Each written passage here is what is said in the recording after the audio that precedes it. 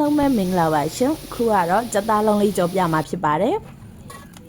ပထမဆုံးအနေနဲ့တန့်စင်ထားတဲ့ကြက်သားလေးနဲ့အသက်ရူလေးကိုစနွန်းလေးထည့်ပြီးကြိတ်ပါမယ်ရှင်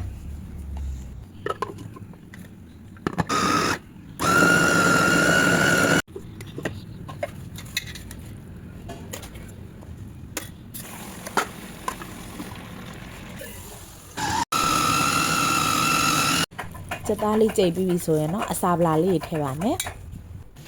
ကြိတ်ထားတဲ့ကြက်သားလေးတွေကိုရှောက်ရည်လေးညစ်ပါမယ်ပြီးရင်တော့ကြက်သွန်ဖြူထောင်းထားတာလေးထည့်ပါမယ်ရှင်အချို့မုံငန်းပြရည်နဲ့စားလေးအနည်းငယ်ထည့်ပါမယ်ရှင်ပြီးရင်တော့ကြက်သားလုံးလေးလုံးမှာဖြစ်ပါတယ်ရှင်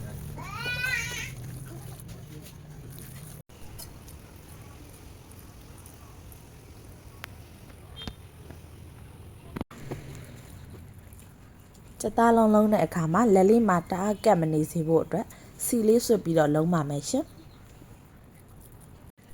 ကြက်သားလုံးလေးလုံးပြီးသွားရင်တော့ရေလေးထည့်ပြီးပြုတ်ထားပါမယ်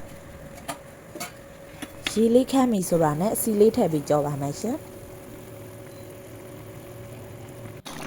ကဲအခုဆိုရင်တော့တအိမ်လုံးအကြိုက်ဖြစ်တဲ့ဝက်ကွယ်စားလို့ကောင်းတဲ့ကြက်သားလုံးလေးရပါပြီရှင်